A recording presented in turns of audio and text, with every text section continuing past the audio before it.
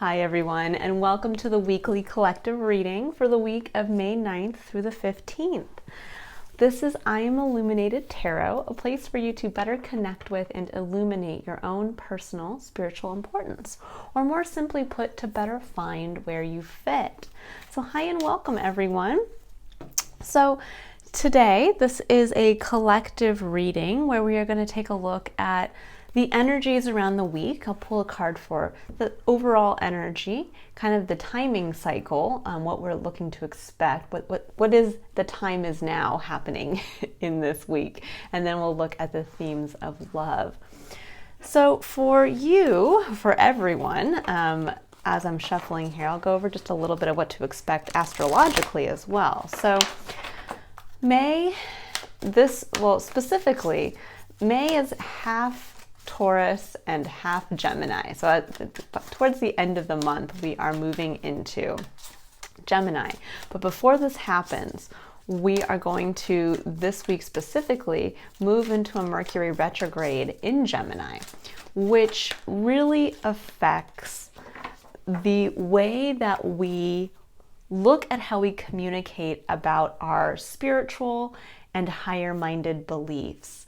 It's actually a really beautiful time because Gemini is ruled by Mercury. So this is a really kind of heavy-hitting retrograde that we have this ability to kind of go within, to be very careful of our words for starting this week and kind of moving into the first week of June, that we have the ability to see we almost have this ability this month to actually be able to see the ability of our words to manifest in the reality of our experience, meaning that if we choose to speak negatively about ourselves or others or even our experience, this is the month where you might actually see that then mirrored back. It's almost like you're speaking into existence what is around you or what you are experiencing in your external environment. So this is really that month to go within and to really, before you speak, think about what you want to propagate in the world and what you actually also want to speak into existence through how you speak to yourself. So this is a really powerful Mercury retrograde, and one in which we really have that ability to see the power that our words hold, not only to affecting our external experience, but how we also affect our own magic, our own internal magic, and how we experience life through us. Specifically, we also have Jupiter moving into Aries, which when Jupiter moves into a sign, it expands it. So the energy of Aries, which is about the I am, it's also about movement, outward, forward, almost sometimes kind of aggressive movement, that when you think of that energy being expanded, that really can be where we're going to start to feel that push to the new. All of that energy that kind of started to build in April and is pulling us through the beautiful portal of the month of May is going to kind of give us that kick in the butt to really want to push ourselves, to do, to speak, to act. But where this can become a little difficult is if we're not being careful again of our words and we act impulsively or speak impulsively or in an aggressive way, because this can actually hinder our ability to what we can accomplish in this month. Now, at the very end of the week, Sunday the 15th moving into Monday the 16th, we are going to experience a very deep, very important total lunar eclipse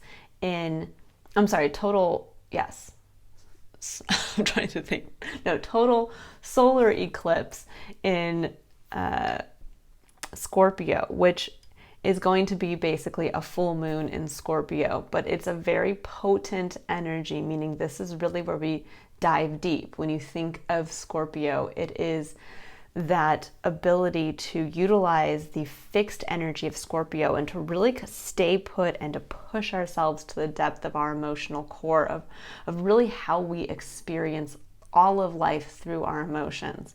And it's going to bring some things to the surface that it's almost going to feel a little bit like we're having our heads pushed underwater and we want to come up for air.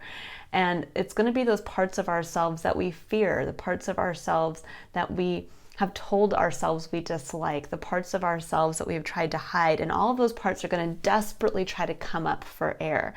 And the beauty of this time period is that we get to clear them out. We get to see them for what they are, which is nothing more than basically bubbles that just need to be, that when they're brought up to the light of day, can be released in truly emotionally connecting to the beauty of who we are. This is that transformative time where we can really, and I love how the between worlds comes up, and I'll go over this in just a moment, but it's like where we can literally transform ourselves from kind of living in this kind of gray, sepia toned world to moving into where we are wearing a crown and seeing life in color and really stepping into that beautiful element of being the king or queen to our own kingdom, to our own experience.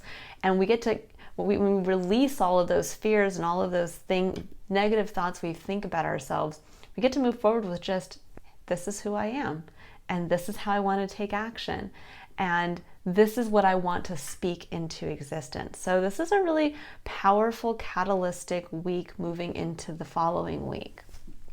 So something to kind of keep in mind for those of you who like to meditate and like to really kind of do some type of spiritual practice, this month is really this week specifically is a great time to do that. All right, so we have woman holding a coin as the main energy for this week. And that really, to me, this mirrors the Queen of Pentacles in the tarot. Now with number 42 breaking down to a 6, this is also mirroring the energy of love in numerology, which is the number 6. It's also the number of spiritual union and working with others towards a common or spiritual goal. What I love about this is that when we think about the energy of the Queen of Cups, the Queen of Pentacles. The Queen of Pentacles is one of, we know where we want to put our time and energy and what we want to nurture. And we understand that there is some seed, some blessing within our life that we really want to focus on, to grow. Now I'm going to pull some additional clarifiers here in just a minute, but this is a very focused energy. It's one in which we see something of true value in our life and we realize this is what I want to grow. This is, if I could do anything, this is where I would put my time and energy towards. With Between Worlds coming up, we have, this is what I was saying, this is kind of the timing cycle.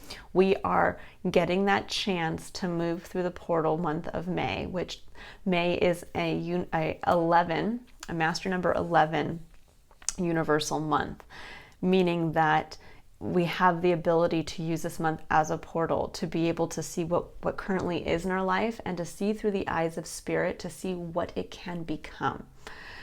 And that's what this Between Worlds is really demonstrating, that when we have the hope and the optimism that the number 3 brings, that childlike exuberance for life, that we get that chance in that moment to have the glimmer of the beauty of what you have now, but all that it can become. And that's what we're stepping into, is the reality of that. We are no longer holding ourselves back. We are stepping into our full power. And around the energy of love, we have love is all around you. There is love everywhere, all the time. Simply acknowledge this as truth. Number 16 breaking down to a 7, which is the number of co-creating with spirit. It's the number of having that confidence in spirit, that we are always connected to the divine. And I love this because as we're kind of going through the darkness to step into the light through the portal of the Scorpio full moon, that this is something to keep in mind. We might sit there for a brief moment and feel that energy of going down deep and realizing, no, I'm surrounded by love. I am loved. I am loved for who I am. And I am surrounded by those who want to support me, including the supportive, loving energy of spirit.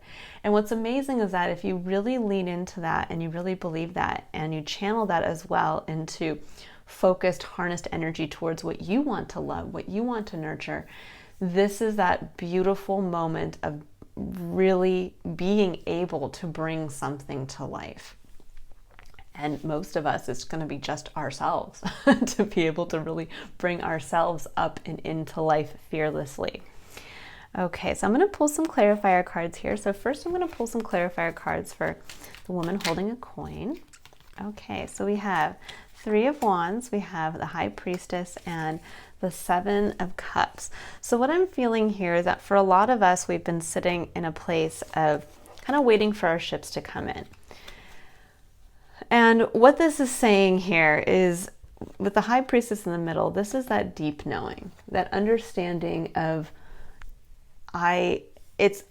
we can continue to wait, but in your heart of hearts, you know what you want to come in. You know that even though you're kind of hopeful and optimistic, with the 7 of Cups coming up here, this is almost that illusion of, well, all of these things could come in, that I'm waiting for all of these things, and maybe this ship will come in, or that ship will come in, or this will come in. And this is saying, you know which ship you want to come in. You know and this, a good way to really be able to see this, and I know for myself, it's something that I practice as well. If you have to force yourself to do something, meaning if you have the choice between, doing A or B, and you always find yourself doing A, and you're like, well, I could do B, that's a great option. I don't know, maybe that could, but you're doing A. You're showing yourself what you actually want to do, what you actually want to focus on through your actions. My mom always had a saying as I was growing up. She would say, people do what they want to do. And then that's like the basic truth in life. And it's absolutely true. People can talk about all the things they could do or want to do, or maybe in the future, but ultimately in the present moment, it's where you choose to take action that shows what you ultimately want to have come in for you. And I think that this is that week where we're realizing, wait a second, it isn't about waiting. It isn't about the dream. It isn't about this could happen or that could happen or this could be fulfilling. It's about saying, I know what I really want to do because I'm spending time and energy towards it already. And now I'm going to double down. Now I'm going to kind of clear the way, clear out the illusion, and I'm going to focus on growing and nurturing this thing in my life. Okay, so now we're going to look at between the worlds. So let's go ahead and see what's going on there. We are making that movement, that transition. This whole month is that transition. But again, this week specifically is really that place where we begin to practice with learning the magic, the spiritual magic of our words, of what our words can create. There was, for those of you who have read the Bible, there is passages that speak about, God spoke everything into existence. And there is a little something about that. There is something about our words hold a lot of weight. And they have a creative potential to them. And I think we're really going to learn that here this month. So we have King of Wands and the Star, which is beautiful. This is stepping up into the energy of taking action from passion towards a great hope or dream for yourself. This is really stepping up into your personal power of understanding the importance of taking action based on what you're passionate about. Then we have 5 of Wands, the Empress, and 9 of Wands. So this is a card of competition. It can be a card of conflict, but I see it more as a card of competition. And it's really showing you it's time to get out there. For those of you who've been kind of like in the, I need to hold myself back, or maybe this isn't the time, this can also denote the energy of Jupiter moving into Aries, where people might all come out and be like, but I am this and I am that, and you are that and I am this. And we get a little bit into that place of the separation of I versus you. And that can be a little disruptive, especially when you're stepping into your personal power, kind of really, as my mom would also say, feeling your oats towards moving towards this big dream, hope, wish fulfillment for yourself.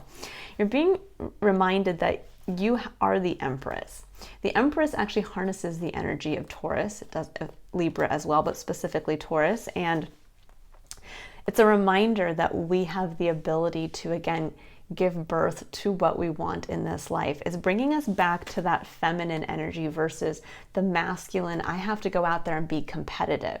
This is bringing us back to remembering we can be competitive in the way that we can feel at ease in that what we create is enough. That what we put out there will be enough. When we sing our song, when we come from that place of originality, when we are the CEO, that's kind of the King of Wands here. King of Wands would be kind of like your Elon Musk or Steve Jobs, your Oprah Winfrey. That when we choose to step up into that energy, but we realize that what we create is enough. What we create, we don't have to throw it in people's faces. We don't have to get lost in the petty argument or the one-upping. That we can simply just sit in our beautiful knowledge of, yeah, look at what I can do. Isn't it amazing? It's going to help us break through the Nine of Wands energy, break through that energy of the weary, wounded warrior of, I'm so tired of having to defend my actions. I'm so tired of pushing towards wanting to get to my star, wanting to create what I ultimately want to create. And I think many of us have been on this journey of kind of moving from an old version of ourselves into a new version of ourselves, into a new reality. And it's been a long road. It's been a long journey. Even if it's just simply having gone through the last 2 years and just kind of the upheaval there, that can feel very exhausting. But for those of you who've been on a journey that's, been beyond that, we can really get to that point now where it's almost like the final push. Like, here we go. And it can be like, it's like, that last little bit of running a marathon where you're like, I don't know if I can do it. But this really is showing, again, being aware of your own ability to create is going to allow you to navigate this little bit more of this competitive energy easier so that you don't get burnt out with the Nine of Wands. Keep your kind of eyes focused on the prize. When you think of people like Steve Jobs and Elon Musk and Oprah Winfrey, those people, they'd have to deal with a ton of criticism. And as they rose to the top and what they decided to do, what they decided to focus on specifically, they did have to suffer quite a bit of naysayers and people telling them maybe that their ideas were not the best, or that in competition people wanted to maybe even steal their ideas or try to, again, undercut what they were doing. But they saw the star. They knew what they wanted. They knew their ability to create it. And they stepped up into the ownership of their own magic and made it happen. And we each have the ability to do that. Now, it's not saying we all have to be an industry leader in that way or somebody famous, but we have to have an impact on that magnitude, on that level.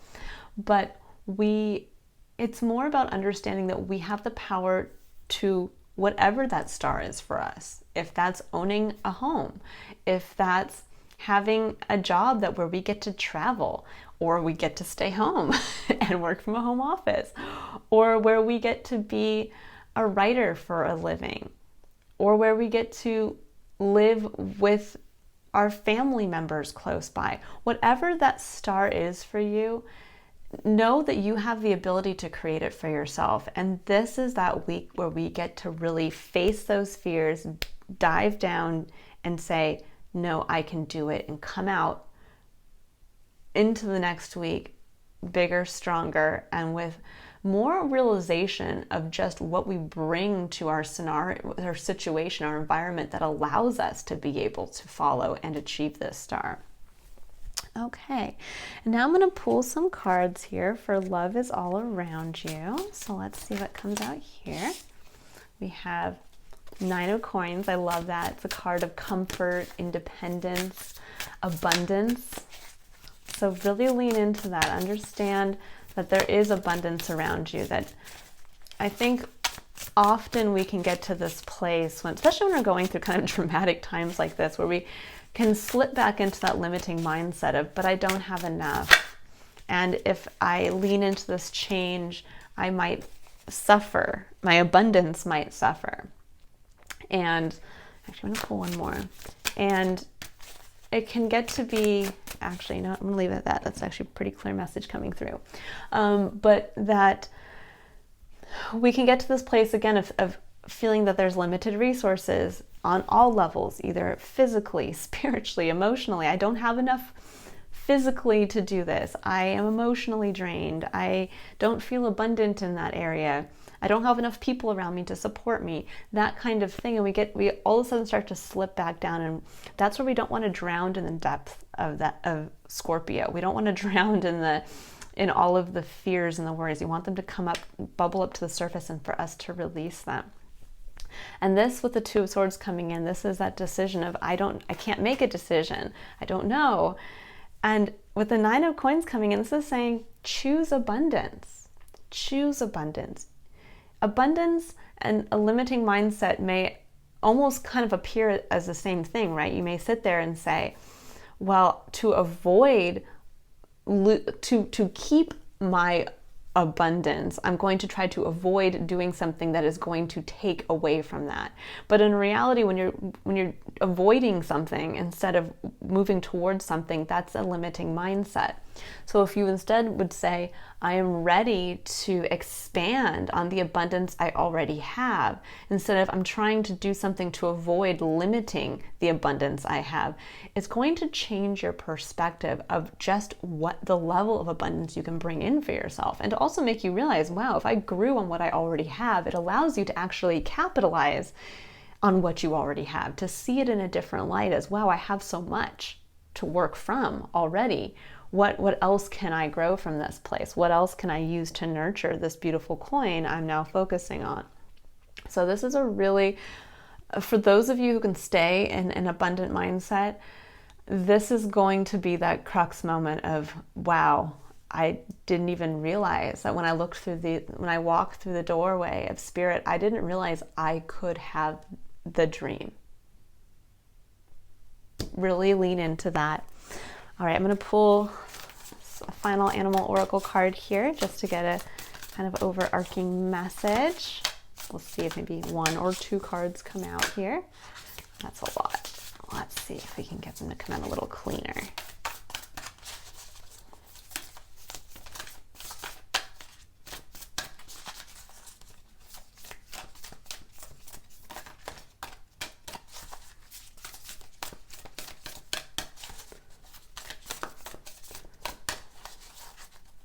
This is a lovely energy, and I think a lot of people sometimes are scared by Mercury retrogrades, and this is the month to not be scared. This is the month, again, by changing your perspective and kind of stopping to think before you speak, that you have the ability to realize, wow, I can speak what I want into existence. And hopefully what you want is something of beauty, something of grace, something of abundance, and you'll get to see that reflected immediately back to you. All right, so we have Giraffe Spirit. It says, see the big picture, number 29, breaking down to a master number 11. This is exactly this, seeing the bigger picture for yourself. It's not just the home move. It's everything that comes with the home. The family that you're going to welcome and raise in that home, the community that you're going to become a part of, the opportunities to see new places and meet new people. This is the way to look at your life and the big dream that you have for yourself, to look at it as just one part of the expanding vision, the experience of heaven on earth for yourself. And then we have Vulture Spirit. It says, nothing is wasted, number 63, breaking down to a 9. And the number 9 is the closing of a cycle. It is the time when we get the ability to look at all the lessons we've learned, get ready to pull them into the new, to pull them into the next cycle so that we are prepared with a little bit of extra information.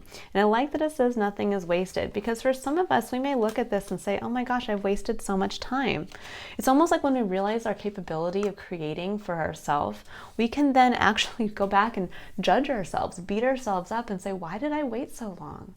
Why didn't I leave my unsupportive ex sooner? Why didn't I apply to that job sooner? Why didn't I put money down on that house sooner? And you realize, because it wasn't the right time, because you needed to learn something about yourself. You needed to be able to come to this place of fearlessness and, I think, really clarity and focus on what you bring, but also what you want to fearlessly create, that you're willing to actually go for what. And if people around you call you crazy, or they say that I wouldn't invest in that, you're at this point where you're the CEO now, and you say, well, I have the vision for myself. I see what this can be, and I 100% know I have the ability to make it happen. And that's where nothing is wasted. You know, time is relative. I am actually reading this book that is very interesting about physics and symmetry, and just really boiling down to the beauty of, you can do all of this crazy scientific calculation, but ultimately how life is structured is very simple. And it's incredible just the level of everything that is created from very simple processes and very simple building blocks. But one of the things that the author speaks to is that our concept of time is so skewed to a certain extent. He makes mention that in a fraction of a second, how many organisms and processes live, die, and continue in just this teeny little fraction of a second that we wouldn't even notice. But those processes and those things that happen in the little bacteria life cycles that live and die in that little instance, they're so important, because it's what allows everything to keep going. And then we think about the broader element of time and how we can't even fathom the trillion, the eons of how long our universe has existed and continues to grow. And so there's this crazy inability for us to really understand time. We can't fathom the largeness of time, and we can't fathom the shortness of time. And we're kind of somewhere in between there. When you think about it, we only live maybe 100 years or less. And that is a blink of an eye that is a teeny little spark of something within the greater experience of time for the universe. But it doesn't mean that we're not important. It means just like those little life cycles that we can't see happening all around us all the time, they are creating structures to allow for other structures to take place, to allow for other things to happen, to allow for things to continue to expand and expand and expand and grow and change. And we have to bring that back to ourselves as well, that nothing is wasted. No part of our journey is wasted. No part of us being here is wasted. So I'm going to leave you with that. I hope you have enjoyed this collective reading, everyone. I hope that this week is as powerful for you as it is for myself and every one of us. And I look forward to seeing you again next week for next week's collective reading. I'm not going to be doing a mid-month this month. I think I'm just going to stick to the monthly illumination readings, because I'm now including the extendeds, and that's taking me a little bit more time. I also like that it allows me to go a little bit more in depth to really hone in on some specific inspiring messages.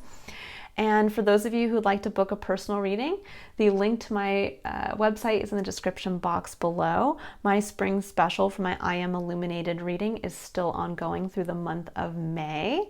Thought I'd gift that to everybody since this is my birthday month. I am a sun sign Taurus. And then moving into June, I will be releasing more of an educational, in addition to my tarot readings, I'm going to be introducing a little bit more of an educational look at astrology and taking a look at your own personal astrology and numerology, and really where to focus and how to focus, and aspects of, I think, some questions I've gotten from actually many people in my life as to, should I focus on my sun, my moon, my rising? What is numerology? How does it even play in? And what do I need to know? What are the basics I need to know to be able to get a good fundamental vision of who I am as a person, and to really avoid those emotional blocks that stop me from seeing who I am and really feeling fulfilled in the identity that I work through every day. All right, everyone. I hope again that you have a wonderfully illuminating week, and I look forward to seeing you next week. Bye.